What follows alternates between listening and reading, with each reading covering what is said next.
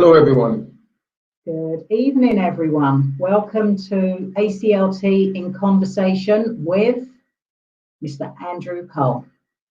Yes, this is our first edition of this webcast, and my name is Orin Lewis, and this is my wife, Beverley De-Gale. We are the co-founders of the ACLT, the African Caribbean Leukemia Trust, and we should start off telling you why we do what we do, what's the history, and take it on from there. Okay, so the ACLT is a charity that was started in 1996, 3 years after our son, Daniel De-Gale, was diagnosed with a childhood form of leukemia called acute lymphoblastic leukemia. 3 years after his diagnosis, we was told that he needed a bone marrow stem cell transplant to survive, and bone marrow matching being race specific, it meant that we needed to find a donor from within the Black mixed race community. Brothers and sisters have a 1 in 4 chance of matching, but sadly Daniel's younger sister, Dominique, was not a match for her brother, and so we had to look at the world register of potential donors. At that time, very few Black people had ever registered as matches, and we was told that Daniel had a 1 in a 250,000 chance of finding a donor. And so we set up the ACLT so that we could find Daniel's match and try and save his life. To cut a long story short, we did find a match. It took 6 years of searching. A donor was found for Daniel in the USA, and this allowed Daniel to go on and enjoy 12 more years of life, 12 more years of life before we lost him at the age of 21 from multiple organ failure. What became very clear to us was that Daniel waited too long for his donor to be found. And so although the charity had already started working to encourage people of all ethnicities to sign up as bone marrow donors, we decided to keep the work going so that we could continue benefiting other families. So that's the work, and saved many lives of all people of all racial backgrounds. But tonight we're going to link that into one of the sporting legends and his journey through his great career, and how his story and his lifeline sort of intertwined with ours through health issues and the subject matter of saving lives. And so it's an honor and pleasure for us to talk about Mr. Andrew Cole. And we're going to give you a quick bio about the young man. Yes, so Andrew Alexander Cole, Andy Cole, born on the 15th of October, 1971, is an English former professional footballer. As a player, he was a striker from 1988 to 2008. He is most notably remembered for his time in the Premier League with Manchester United, where he spent 6 years of his career and winning numerous trophies in the process, including 5 Premier League titles. He also played in the top division of English football for Arsenal, Newcastle United, Blackburn Rovers, Fulham, Manchester City, Portsmouth and Sunderland, as well as in the Football League for Bristol City, Birmingham City, Burnley and Nottingham Forest. Andrew was also capped 15 times for England between 1995 and 2001, scoring once against Albania in a World Cup qualifier. If you know your football, especially Premier League, you know he is the 3rd highest goal scorer in Premier League history with 187 goals in 414 games, and has the distinction of being one of the few players in English football history to have swept all the possible honours available to a player, including PFA Young Player of the Year, the Golden Boot Award winner as well as the, of course, coveted Champions League title. After only 1 appearance for Arsenal against Sheffield United, Andrew went on to score an incredible record of 69 goals in 84 games at Newcastle, as many pundits were shocked when manager Kevin Keegan paid a club record fee for the rookie forward. Keegan's judgment could not be questioned, though, when Andrew fired home a tremendous haul of goals to shoot Newcastle from the 2nd division into the Premiership and establish them in the top league. On the 10th of January 1995, Andrew was suddenly sold in a shock deal to Manchester United for a deal worth £7 million. £6 million cash plus £1 million for Keith Gillespie, going in the opposite direction, setting a new record for the most expensive British transfer. Now, you Man United fans will know that he went on to become one of United's greatest ever strikers, with his lightning flair and his sharp razor, especially in the box, and he scored some great goals outside the box as well. 232 goals in for United. That's something else. So if you remember some of his great goals, some of the great moments, remember when they beat Ipswich 9-0 and he scored 5 of them? And, you know, the first player ever to score 5 goals in the Premiership. And of course, one of the classic goals that he scored was the goal that crystallized the relationship between him, the Soul Brothers, him and Dwight Yorke. Nou Camp, Champions League, the interpassing between Dwight Yorke and Andrew Cole, and Cole finished it off. I think Andrew described it as one of his best goals ever. And that went there. They went on to, as you know, to become the champions of Europe in that same stadium. So, you know, incredible player, Mr. Andrew Cole. He is, and we would now like to welcome Andrew Cole to our ACLT in conversation with. Hi, Andrew. So, applause for Mr. Cole, and we're going to bring him in. And there is the man himself, Mr. Andrew Cole. How you doing, Andrew? I'm good. You? We're over the moon to use football parlance to have you as our first guest. It's not a problem. Not a problem at all. Andrew, first of all, before we start, we would like to wish you a very happy birthday.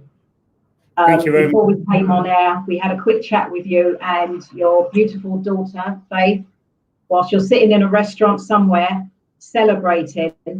Thank you so much for taking some time with us to have this conversation. I can't tell you how much it's appreciated. Not a problem at all. And what have you been doing today on your big days? You know, I'll be brutally honest with you. I've done nothing today. A lazy day. I kind of like take my birthday seriously now. Before the years used to go by, I wasn't too fussed about it. But I think over the last 5 years, you know, I take them serious now. It's countdown to my 50th. So yeah, I take them very seriously. I was going to say, you've got the big one coming up next year, so you've got to do something really special for that one, Andrew.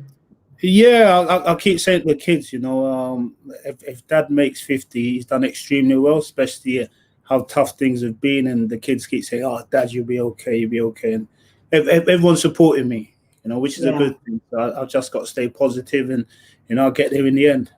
Yeah, Andrew, you've got to remain positive. We're all positive for you. We're all sending you positive vibes. Yeah, and definitely. You know, when you hit 100, then we'll consider whether or not it's time for you to move on to the next stage. But you've got another 50 years to go, I'm afraid. I'm keeping my fingers crossed. Andrew, looking at your legendary career, a 20-year career. I mean, starting off, correct me if I'm wrong, Arsenal under George Graham, and you know, being there in that team in the background, because of course you never really got the chance to break through, and I know it must have been frustrating for you. Just sort of if you don't mind, take us through your journey in those early days. Yeah, being at Arsenal was I'm not going to say it was difficult, because it wasn't. I was more disappointed that I didn't actually make it into the first team. I always believed in my own ability that I was good enough to play in the first team there, but the coaching staff had different ideas. So I think I look back at that as a tinge of disappointment, because I don't think I was genuinely given the opportunity. And I know I was a bit young and rather headstrong. No, but that's not a bad thing, because growing up, a lot of things were labelled at young black kids, you know, trying to aspire into playing professional football, that we had a chip on our shoulder and was a little bit arrogant or whatever. But we had to believe in ourselves, because ultimately, if we didn't believe in ourselves, no one else was going to do it for us. You know, so we had to show others that we believed in ourselves, and they portrayed it in the wrong way. And I know, how old were you then, Andrew? 16. Oh, wow. And was it harder then to break in than it is now, or the reverse? I think it's more the reverse now. When I was at Arsenal, a majority of the guys were all young guys that come out the youth team. So David Rocastle was no longer with us. Michael Thomas, Tony Adams, Paul Merson, players like that were already in the first team. And that at that age, there was only really 19, 20, 21-ish. So they was all young. So I looked at it like, yeah, well, if they can get at that age, I can't see anything stopping me if I'm good enough to get in that age as well. You moved on to, I know you briefly went to Fulham in your early days, briefly, and then you went straight to Bristol City and started this momentum as a young player, suddenly being noticed and scoring goals, and this ripple effect in the lower divisions where the spotlight was on you, and of course the big honchos from the top leagues were looking at you. What was that like, knowing that suddenly you were growing this reputation? I'll be honest with you, I never really thought about it. I just wanted to play football. I mean, when I left Arsenal as well, I've always had that big desire. I've had that fire in my stomach that I've always wanted to do well, because I've always wanted to make my family proud in whatever I've done. But leaving Arsenal, that left a bit of taste in my mouth. So I wanted to prove a lot of people at Arsenal wrong, that I was more than good enough to play in that first team, and that really spurred me on. That I was going to say, in hindsight, was that what you needed to kind of push you to make sure that you showed them just how good you actually are? Yeah, my granddad used to say to me when I was younger, he's no longer with us, he always used to say to me, sometimes you got to take that step backwards to go forward. And I took two backward to go forward, because he was a big influence on me, my granddad was. So when I used to take things on board, which I didn't do too many times, I took my granddad's advice on board, went backwards, and then all of a sudden things started to move really fast going forward. So then the career suddenly took a step up, as Beverley highlighted. You had this big transfer that happened where Newcastle brought you on, and you were the fuel that sort of jettisoned them to the Premier League. Because I remember when you were suddenly hitting these goals for Newcastle, and everyone's talking about Andy Cole, Andy Cole.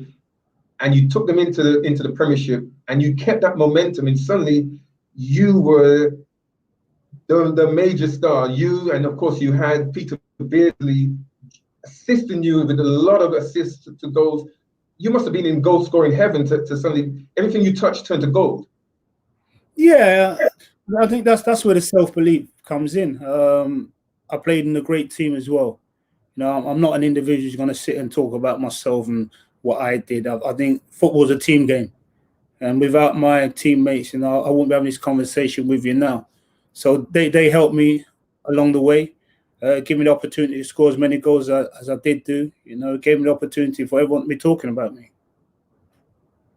It's and then of course, and just out of interest, we had a question actually from someone who was asking about what was it like playing and living in Newcastle. I mean, I remember going to Newcastle. I've been to Newcastle once. Myself and Daniel took a train from London to Newcastle, where he was actually he was working as a reporter for the BBC with Mark Wright. Yeah, I think it was Football Focus, and we went up there. And I remember the ground is like a spaceship. Yeah, that hovers across the city. You look up and all you see is St James's Park, and it's like, whoa, what was it like playing there? I had no fear really. I think Lee Clark, he really made my mind up in going to Newcastle first and foremost. I spoke to Kevin Keegan, but I had a good relationship with Lee Clark. We were good friends. We used to play England under 17s, 18s, and that together. And he always used to say to me, "Come on, Coley, come and sign for Newcastle." And naturally, I was a little bit worried. I'm not going to lie. I was worried that where Newcastle was, and you know what being said about Newcastle many years before my time, and you know when I started to play, and I was concerned. But speaking to Clarkey at length, and he just kept saying to me, Coley, you'll be okay. Don't worry about that. They love you up there. They love you. And I'm saying, oh, do you know how far Newcastle is? And he kept saying to me, I was trying to hide behind every excuse, you know, but he kept saying to me, don't worry about that. So when I actually signed for Newcastle, he was right. I loved my time there. You know, the supporters were fantastic. You know, I was fortunate to score goals, you know, but for me, it was about seeing people leave the ground very happy after a game, if we won and whatever. It's the entertainment's business, and all I ever try to do is entertain people. So you must have got the shock of your life, and I know as a fan, football fan, the news that suddenly broke, Man United had come in, and without blinking, you were suddenly from the black and white stripes to the Red Devils in a swoop. What was that like, suddenly having that happen so fast behind the scenes? Your head must have been swiveling and not knowing which way to turn. Yeah, it was a surreal moment. Before I moved to Manchester United, you know, I had a fallout with Kevin Keegan, and things were never the same after that. So obviously moving on to Manchester United, I'd made my decision that I would only leave Newcastle to play for Manchester United, and that was final. You know, I didn't think it would ever happen, but I think that fallout was the catalyst to how I moved on and why I moved on to Manchester United in the end. You know, that happened totally out of the blue, but I wasn't going to turn it down. You know, it was an opportunity that I wanted. You know, like I said, I always wanted to play for him, but I wanted to go to Manchester United to prove that I could play at the highest level. Andrew, I've got to ask you a question that my sister Angela has asked me to ask, because if I don't ask, I can't see her again. She'll kill me, literally. She is the biggest Manchester United fan. She sits and watches the games, and she is screaming at the TV. And I'm sure I don't need to have to tell you, she's not very happy at the moment. Yeah, no doubt. She says, what was your relationship like with Alex Ferguson? Yeah, he's very special. You know when an individual can meet different individuals and categorize each individual the way he sees them. You know, he knows everyone's different. Everyone's got an ego, but he knows how to manage every single individual different. And he was the only manager who could actually manage me the way I believe I needed to be managed. I was so used to in my career that managers coming in, screaming, shouting, and that's what I was set for. You know, I know I'm going to have arguments. I prepare myself for an argument. He was the only manager who knew that if he come in to argue with me, yeah, that's what I'm expecting. So he come and approach me in a totally different way. I'm on the back foot straight away.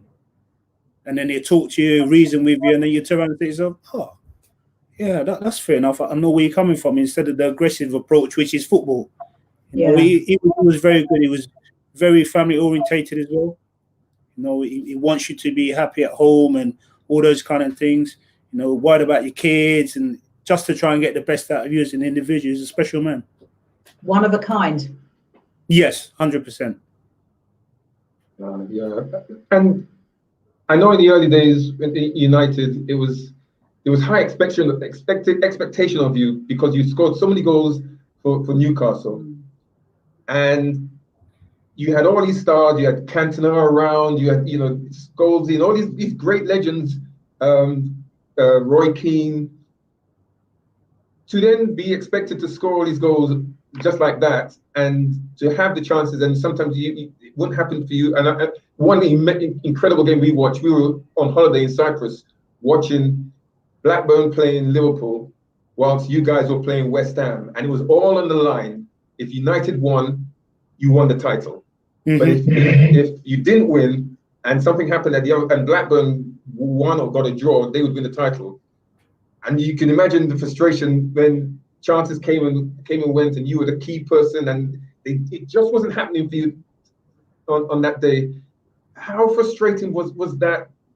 Sort of thinking of so close, but yet so far, and the guys, down at Merseyside, they're all having a party.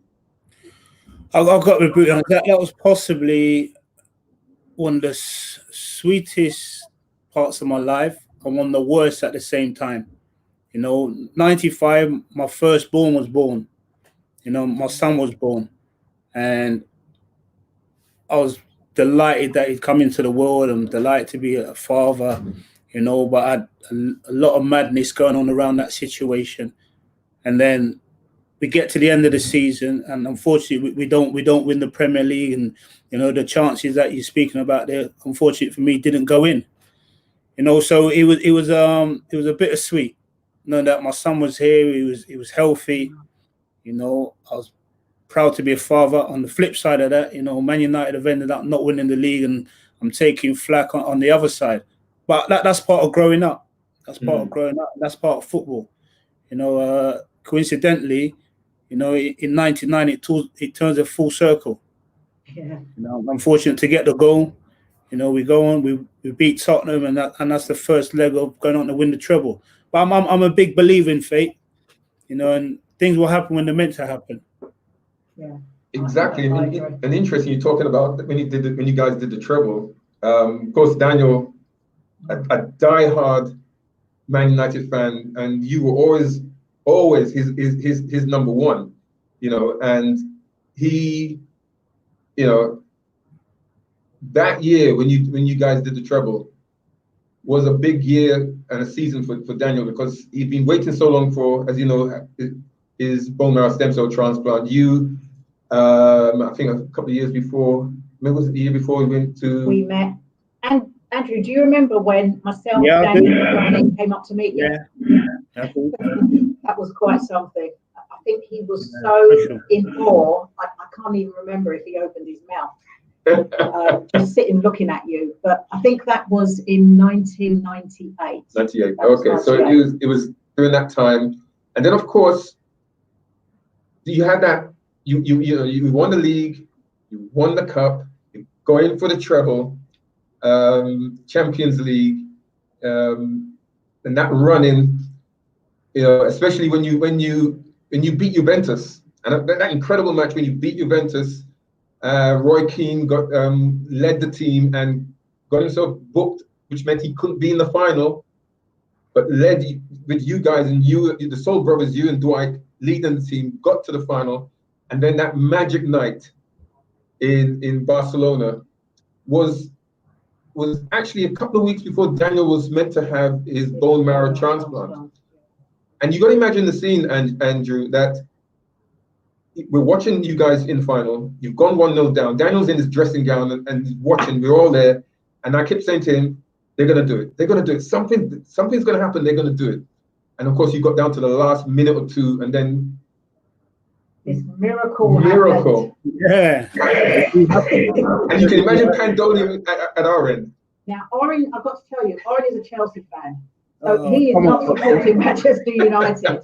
But on that day, he supported Manchester United. Brilliant. We had the mad sister I just told you about. She was there with her daughter. We're all Manchester United fans against this one, Chelsea. And I think your two sons was there as well, Arsenal. Oh, man. What a moment. Oh, my God. The whole street must have heard us when those two goals went in the last minutes. Awesome. It made Daniel. It was so. Oh my God. It was so poignant because Daniel was meant to be in hospital receiving his transplant literally around that time, but it got delayed because his donor Doreen in Detroit, I think, got a cold or something, so it was delayed until June the 16th. So Daniel had a week or two beforehand to watch United win the treble, and it was one of those real magic moments. Of course, for him, he had his transplant on that day, and imagine what shirt he was wearing as he had his transplant on. Yeah. Oh, fantastic. He had his Man United shirt on, and he was like, yes. So he had his transplant, and going through as he was recovering and going on as the years went on, he was always tracking you and the team to see how you're doing. And for us, seeing your journey through as a player right through to the end. Of course, again, 2008 is very significant for you and for us, because that's when your career, you retired. That's the year, sadly, we lost Daniel to multiple organ failure. Because as much as he got his transplant in 1999, stem cell transplant, he went on to do great things in life. But in the last years, he was having a problem with blood and a form of anemia, which meant he needed 5 units of blood transfusions every week to live. Yeah. All his life, studying, just living life to the full. But eventually, October the 8th, which was last Thursday, 12 years ago, last Thursday, we lost him to multiple organ failure. And that was for us, myself and Beverley, representing the ACLT, our gateway into the organ arena, because we've been doing bone marrow stem cell, blood donation, but now we did the third. And we've been doing that for the last 12 years alongside all the other things. And of course, your journey into that area suddenly happened a few years ago, in terms of suddenly everyone being aware that you visibly weren't looking yourself, and then you announced that you needed a kidney transplant. How did you manage yourself, family, keeping that to yourself, and then having to go public? Because you're a very private person, as we know, and then having to do this. How was that for you? Well, for me, I would never tell anyone if I hadn't put on so much weight, and facially, I was very puffy, because up until then, I wouldn't tell anyone. I refused to tell anyone. I was of the ilk that, I'll just get on with it. I'll try and ride it out to the best of my ability, get on with it. But it starts, with the kids as well. I think when you've got young kids and, kids are asking, like your kids, what's wrong with your dad? Why is he put on so much weight and all those kind of things? So in the end, to quiet a few people down, because I was taking a little bit of flack as well on social media, I had to quiet a few people down. So when I did come out and say, look, I'm not eating anything, I'm actually ill here, and I explained to them the situation, the whole thing changed. Everyone was like, oh, we didn't know that. Well, it's not for you to know that, but these are the reasons why I'm looking the way I'm looking, and ultimately I'm happy still to be here, what I've gone through. So like I said, everything changed and people started to look about it totally differently. The weight gain, I'm going to assume that it was down to, were you having to take steroids to control everything that was going on? Yes. Prednisolone or dexamethasone or something along those lines. Yeah, so when I first started off on the steroids, that they put me on the highest dose, which is 60 mg. I mean, so once you're on that kind of stuff, ultimately you're going to blow up, and that's what's going to stay with you for the rest of your life.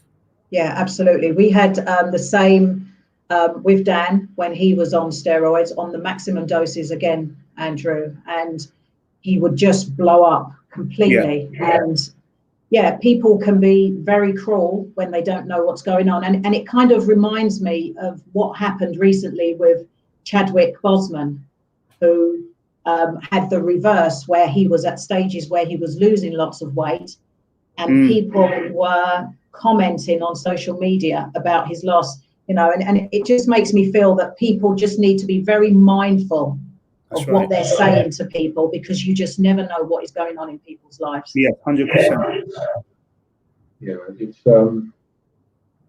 it was surreal for us watching you in the public domain, having to take all the questions and queries, and because you're, like I said, you're a very private person, and suddenly now people want, it's not about your football career anymore, it's about your health and the weight of expectation of others to you, which none of us need. It's hard enough fighting the battle of health.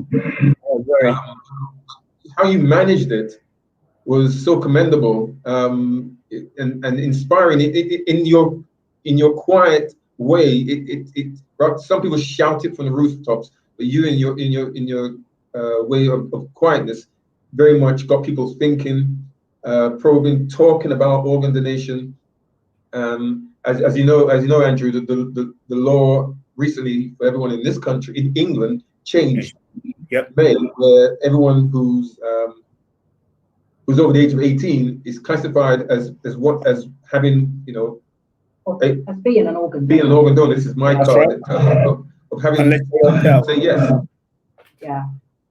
And it's in the Black community, especially in other communities, especially the Black community, as you know, there's been a lot of talk, debate, myths and fears and taboos generated by social media messages and WhatsApp and so on, where people are knee-jerking and opting out, not realizing actually they're doing a lot of damage to others in need, because ethnicity matching is so important on key organs like the kidneys and liver, and it's important that people stay in the system. So do you have a thought or a view about what's happened in terms of the law change and also on the living organ side of things? So people don't realize that when they say organ donation, they think you have to be deceased. There's deceased, but there's also, of course, living donation. What's your view? My view is I think the law has changed. I really got behind the campaign. I was fortunate to go down, and have a chat and meet so many people in the same situation that I was in, or heart, or whatever it was. And like I said, I had to back it because ultimately that's the position I'm in now. I was very, very fortunate that my nephew was so prepared and quickly wanted to donate his kidney to me. But I've known many people who've been waiting many, many years, for a deceased organ, because not many people are prepared to give up a living organ. That's right. Which I understand even more so now. So I know I'm very fortunate. So that's why I'm so prepared to get behind it. Obviously, I've started my own fund as well, because I need people to understand, it's not as bad as people try to make it out to be. Exactly. You can probably keep someone else alive if you're not here. And that's what we need to understand as Black or ethnic minority people. We need to understand that. We're so worried about when we pass away that someone's going to open us up and take away our organs. We need to understand we no longer need them. But exactly. We can give them to somebody else who's got an opportunity of continuing their life. Exactly. When we pass away, we either go into the ground or our bodies are burnt to an ash. Yeah. Rather than that happening, just donate them so that someone else can have some sort of a life. Yeah. Thank you. Yeah, it is a point that we're as the ACLT, what we've gone through with Daniel, your journey and others that we will talk about in a second. We're trying to make it clear to people that it's important to get the facts, have a conversation with your loved ones, and then decide. Yeah, make better informed decisions. Make an informed decision whether you want to stay in or stay out. I think once people hear the facts and they realize the significance of ethnicity matching towards others out there, like you were, Andrew, and like many others out there, then they might think, you know what, I can be of service after I've gone, or if I just want to be altruistic, I might want to help someone I know or I don't know. Yeah. It's good to be informed so that we can actually help many other people, because especially for Black people and those of Asian descent, those two groups are finding it hardest to find organ donors and wait longer than their white counterparts. And so we're very fortunate and very happy that your nephew said yes, because who knows what may have happened if you couldn't have, time is of the essence. Can we just, so that our listeners can hear, Andrew, how is your nephew doing? Is it Alexander? Alexander, yeah. Yeah, how's he doing? I think what he didn't understand when he done it, he's a gym bunny and he's always in the gym, and he couldn't get around his head how quickly he'd become tired and having to sleep in the afternoon and that's what I explained to him. I said, that's going to be part of it for you now. He was so headstrong. He used to look at me and say to me, Unks, I can't see you like this anymore, because I was sleeping possibly, 14, 15 hours a day. When I was at that stage, my kidney capacity got down to 7%. you know, and I kept saying to myself, no, I'm going to be okay. I'll get through this. But he was adamant that, you know, Unks, you got to have my kidney. We're going to get through this. You know, luckily, you know, he's done that for me. But I've seen the other side as well. When he's done that, and I've left him in hospital, writhing in pain, because where they're taking the kidney out, he got gas caught in his kidney, the area they're taking out of, and he was constipated. He didn't feel particularly well, and that for me, that's left that thing in the back of my mind that I know I'm always indebted to him, but to see someone else like that, you know, really, really messed with me. You know, to know that he's doing his best to see me live life, and I'm leaving him in hospital, you know, in a position that I've been in for like the past 2 years, you know, and that left something with me, definitely. One of our viewers is saying, if you would be willing to accept an organ, you should be on the register. And that's something that we hear all the time. Davinia, thanks very much for that message. Yeah, if you're willing to accept, you should be willing to donate as well. So that's a message for everyone to consider, I think. Yeah, definitely. So, no, go. No, you go. I would say it sort of leads us very nicely into talking about some of the patients that we're talking about. There's actually a picture of you with our daughter Dominique. You saw Dominique with Daniel and Andrew at Old Trafford. This is the grown-up version. At the Gift of Life Ball from 2 years ago. You made her. Last year. Last year. Sorry, I keep thinking nearly Christmas. Yeah, that's Dominique. Hopefully laughing now. And you got some more of those, Orin? Well, okay. There's me and you, Andrew. Yep. Yeah. Keep it moving. Keep it moving. I mean, just that ball, Andrew, you came to, where you saw and heard from so many individuals in need. You know, we talked about Daniel and what he was about, and it was a celebration of his life. But going forward, you would have heard, and you probably saw a young lady called Naomi who was there on the night. She's now started dialysis, and it's a case of the clock is ticking because she was trying her best to stay off dialysis, but her condition got worse and worse. So she's now on dialysis, looking for a kidney donor. And of course, on the night, you would have heard from Ace of BBC One Extra, who's 4 times a week having dialysis. He's currently having dialysis 4 times a week. They've had to up his dialysis. I respect anyone on dialysis, because I was on dialysis for about a week, and I know what dialysis is, and you know, dialysis is difficult for the patient, it's difficult for the family, but as a patient, you know, you have it today, tomorrow's a write-off, and you're back on it on Saturday. Yeah. That's no life. No, you know, not at all. From experience. You can't travel, can you? You can't travel unless you're willing to pay when you go overseas. Yeah. It affects your entire life. In fact, Ace said that he just wants to take his kids on holiday, but he can't. You know, it's really tough. Yeah, it's and one other person that I'm going to show you is Shae and Sarah. Yes. I've met the pair. You have? Yes, I have. Yeah. Yeah. You want to? Yeah. Unfortunately, they both have a condition that that runs in the family called Alport syndrome. That's right. And Shae received a transplant about 18 months ago from his dad, but it's since failed. So he needs another transplant. His kidney function is very low. His mum as well. And you know, for the family, they're just kind of trying to get through this process in the hope that donors come through for them very soon. And also, of course, for those who don't know, Shae is a footballer, a young footballer who plays for Norwich City.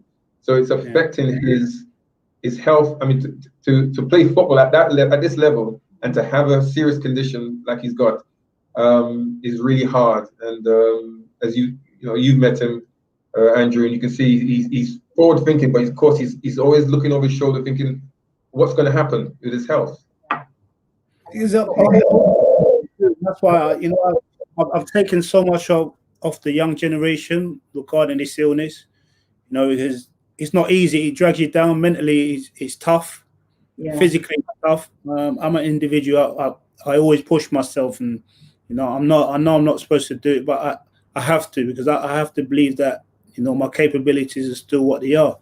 But what I realized with Shae and his family, very understanding. They're very understanding.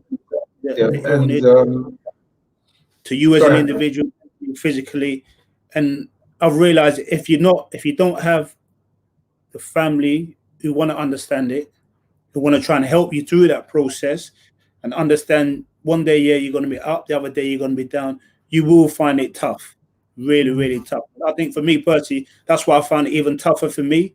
Understanding, I didn't have the understanding of whereby one day was good, one day was bad. I mean, you're up and down because you have to be. You're getting used to medication. You're getting used to basically starting a new life again. Exactly. It's a learning process. Yes. It's something that you have to start at the beginning and work your way through and just adjust your whole thinking, physical processes to get through this. Otherwise, it will get the better of you. And on screen, as everyone can see, you picture a young lady called Davinia who's got sickle cell on top of needing a kidney donor as well.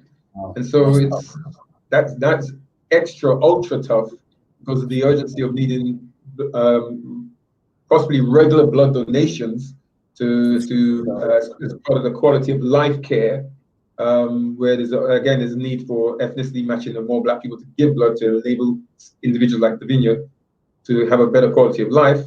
On top of that, needing a kidney donor. And so it brings back to the situation we have in real time, where we have something like 30 Black people who donated an organ last year, the last financial year. It's so small. Deceased? That's deceased. That's 10. Wow. That's 10 more than the year before. Wow. So it's going forward, but it's starting from such a low base.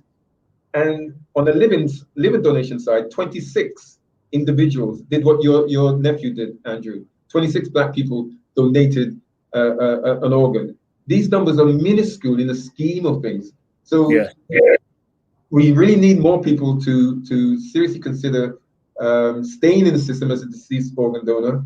And also, if you really want to help someone and you know someone like Ace and Naomi and Davinia and so on, to consider contacting us, contacting organ donation website, and seeing if you can be maybe tested to see whether you could be a match. So time is of the essence, and that's just highlighting how people can find out more information by going to our website for more information about organ donation, blood donation, bone marrow stem cell donation. If you want to go and find out about organ donation per se directly, go to the organ donation .nhs.uk website. It's a Pandora's box of information there. And if you want to support the work of the charity of the ACLT, you can see a link there, which is on our website, if you want to make a financial donation so we can have more of these conversations. We're soon going to wrap up, Andrew, because we really do not want to take up more of your birthday. No problem. There have been lots of questions that are coming in. So we're just going to run a few of them by you. Yeah, that's fine. Great, thank you. So one of them is from someone called Clement, who messaged me last night on LinkedIn and said, what are you most proud of as a footballer and as a person? Oh, proud of as a footballer, most probably what I've achieved. Because I'm not going to lie, I really do find it tough to talk about myself and what I've achieved. My friends, my family always tell me about what I've done and how I should be proud of myself. So yeah, I mean, what I've turned out to become. I think I've inspired a younger generation to come through and do what they believe they can do as well. In life, I'm still fighting that battle. I want to try and get through this to the best of my abilities. This is the toughest battle that I've ever faced. Yeah, it's not easy, which I'm realizing every day. It's not easy, but I've got to be brutally honest. My friends have been unbelievable. My sister, all my sisters, my mum, my dad, my two children have been absolutely phenomenal. without those guys, it would have been a lot tougher. And it's sorry, I just want to say, I've reached out to you so many times, and I just want to say again, if ever we can help you, if ever you're in a dark place, and I hope you do not have dark places, but if you are, honestly, Andrew, we're here. Thank you. We are here. And Andrew, just interestingly, in terms of support network, you're probably needing it, you're probably getting it, hopefully, even more so now because of the COVID-19 situation and you having to shield under these incredible conditions, health conditions. How have you been able to, you literally got to be mothballed because your immune system being much weaker than normal. How have you been coping? You know, for 14 weeks was real tough. I'm not gonna lie, 14 weeks was hard. But in those 14 weeks, I realized who good people are. Yeah, and I can sit here genuine now. I can look at all my mates and say, "You're good people," because there wasn't a day that they didn't check in on me. Drop off food for me, all that kind of stuff. Zoom calls, whatever. My two kids, I think my two kids actually understood how difficult things can get when you're living by yourself and you've got to go through that situation. They were fantastic as well. But like I said, now I look at things and turn around and say to myself, I've got some real good people around me. The real good people that I thought were around me, they disappeared. But I know the real good people, and they're still here looking after me. Because there's days I need looking after. I don't want to admit it, but there's days I need looking after. I've got to say, I've said so many times, when you are in these situations that we are talking about, this is when you find out who your true friends are. Definitely. And of course, like the rest of us around the world being under lockdown, suddenly we all were, suddenly this phenomena in social society suddenly happened in terms of the Black Lives situation. And what yourself, our generation, what we've experienced growing up in this country and things that we had to face, and then seeing what happened with George Floyd, and then everyone coming out and saying, and this is people of all racial backgrounds coming out and saying enough is enough. Watching that in isolation, what did you think in terms of what you had to fight through behind the scenes in football, and then suddenly seeing this generation saying enough is enough? What did you think? I'm proud of them. I am so proud of them that they're prepared to say, that's it. We've had enough. I talk to people now, and even more so now, my dad, I think my dad's told me two stories, and my dad's left me in tears with the two stories that he told me. And I turned around and said to myself, I could never go through that. Never. Because I can't when I was playing football, a man couldn't talk to me in a certain way. I'm not having it. That's what my dad did. I was that generation where I turned around and said, no, you're not talking to me like you talk to my dad. Yeah? I'm not having that. But this generation now, they've turned around and said, no, we're not having it at all. And I've got to take my hat off to them. It's about time. I think we've done the hard yards now. So now we should be treated equal. And it's as simple as that. We're all one race. Do you think that we will see change on the football terraces, because we see the occasional bits of racism that's been happening? Obviously, we've been in COVID lockdown. What do you think will happen when we go back when the fans are allowed back in the stadiums? That will be very, very interesting. Racism on the terraces will always be there, because people think, it's acceptable, and then turn around and say, my best mate's black or Asian or whatever. So that will always be there. But we'll have to wait and see what people's mindset is like once they're allowed back after COVID-19. If it's opening up people's mind, or people prepared to go the other way with it. And do you think in terms of the opening up of the game, obviously we had the kickstart of the Premier League to the end of last season. Now we restarted, no crowds. I'll say it, the tokenistic taking the knee, which is what it's now become, in my view. And I listened to what Les Ferdinand said recently about it. Going forward, do you think that the FA Football League, the PFA, are they really going to lead on this and actually allow the players who then want to become coaches, to people who are entrepreneurs from the Black community who want to own clubs? Do you think they're going to make the changes like what American football did with the Rooney Rule in terms of managers coming through and having that opportunity? Can you see that happening, or is it going to be just talk until hopefully things die down? Like John Hope, time is the master. We will have to wait to see, because ultimately now action is needed. Within that time of action, we're going to see how things progress. Because progression is everything. So now they have the opportunity to did what they do. Black Lives Matter. Now, what's the next step?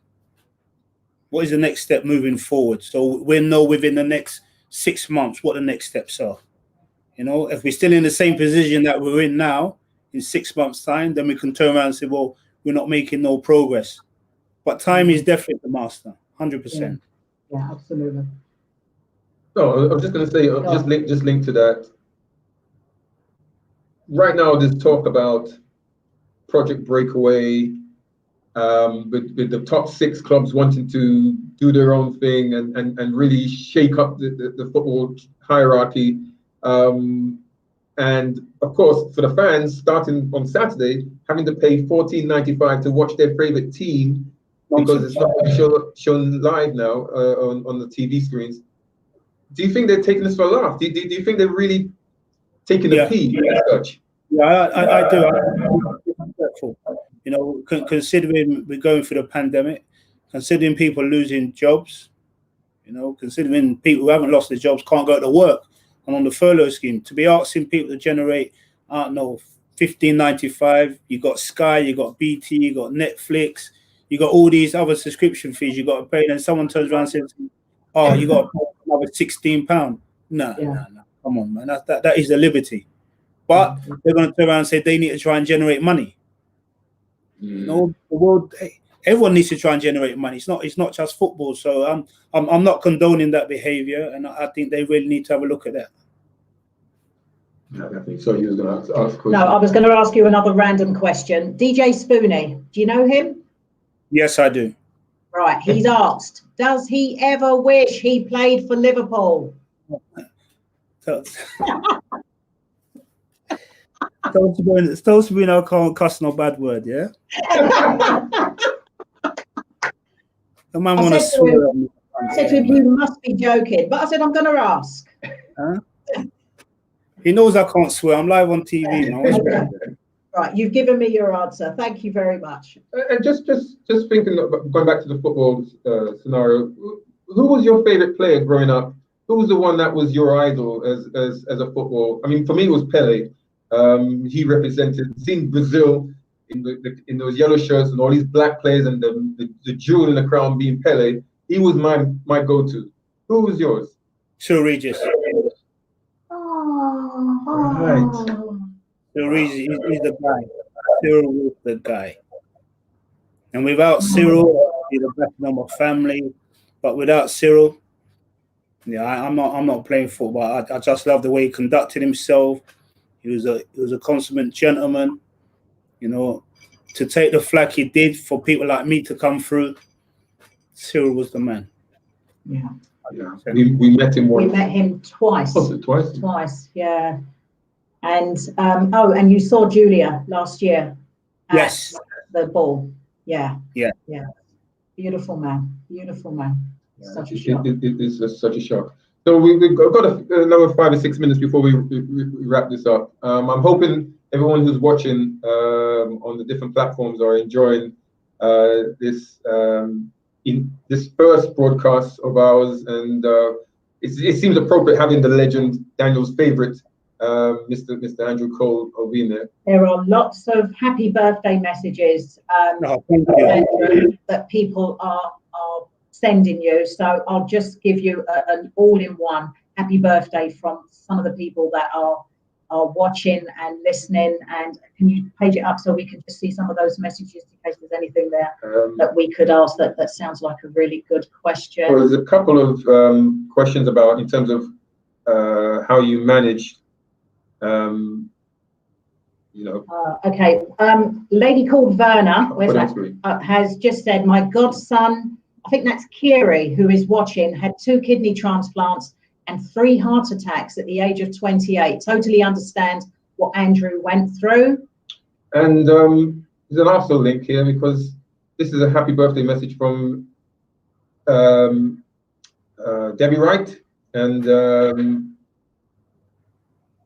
Ian's ex-wife, saying happy birthday to you. Thank you very much. So long. Yes, the Wrights are watching, and as you know, there's people just leaving lots of messages, just passing their love to you, and wishing you a happy birthday. Thank you. It's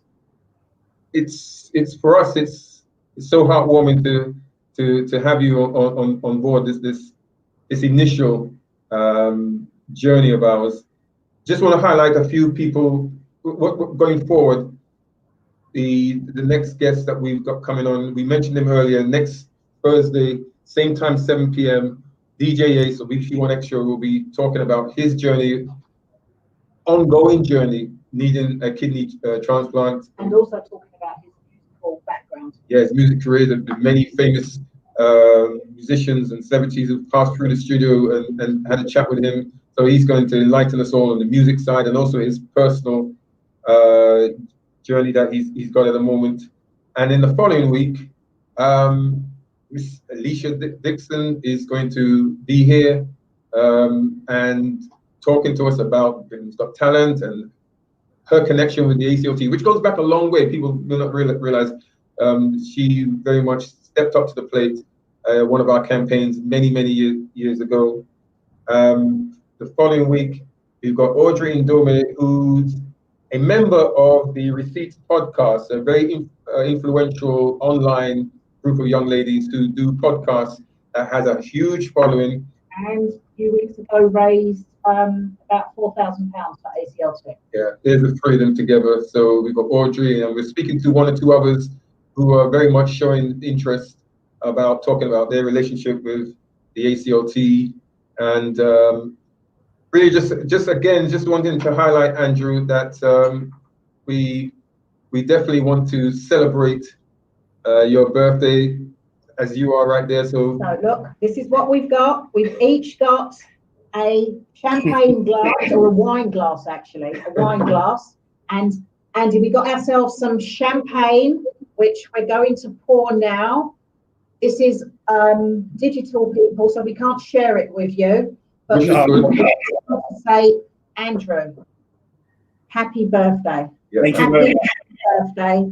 Thank to you. the next 50 happy birthdays. And if you stay in this country next year for your 50th and you're having a party and COVID pandemic and all that stuff has gone, we're looking for our invites. Oh yeah, 100%. My boys are lining up the party already, so that won't be a problem.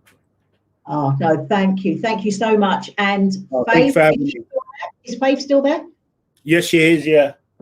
Faith, Colin, lovely talking to you beforehand. She's not going to come on now because she's thinking I'm not going to come on with all those people. Thank you so much, Faith, for giving us your dad for 1 hour. Yeah, very much so. And, enjoy the rest. Yeah, they keep me going on 2 kids. Ah, okay. Oh, is your son there as well? Yeah, my son obviously he can't make it because he's up in Scotland. He's playing football in Scotland. But they do keep me going, you know. They inspire me every day to keep going. Is that Devontae? Yes. Who's he playing for? He's at Motherwell now. Okay. Bless him. Good luck with him and his career. Yeah. So as you can see on screen, lots of birthday wishes from various people. Just really, they're happy that you're celebrating life, and we're just very glad to have you on board. Yeah, thank you. I've enjoyed it. Thank you. Enjoyed it. And I'll probably just have a chat with you in the next week or so, just to okay. Everything up. But thank you very much. No and problem. To everyone that's out there, just supporting. Yeah, thank you everyone support for the tuning ACLT. Go to our website. if you can make any financial donations, we appreciate it. And as this graphic highlights, this is a call to action. And its question is, are you ready to roll your sleeves up and push the boat out on the messaging of how one person can be of help to someone else? And you know, when that happens, you get results like what's happened with Mr. Andrew Cole. Yeah. Living embodiment of giving to others. To Andrew, to everyone out there, we thank you for watching, listening. We're going to be this time next week, 7 p.m. DJ Ace. But to Mr. Cole, Daniel's probably looking and going, yeah, good times. Yeah. Good times. Yeah. So thank you. God bless. Yes. Thank God you. bless. Have a wonderful evening. Thank you. Same to you. Everyone. Good night, Bye-bye. everyone. Bye. Good night. Bye.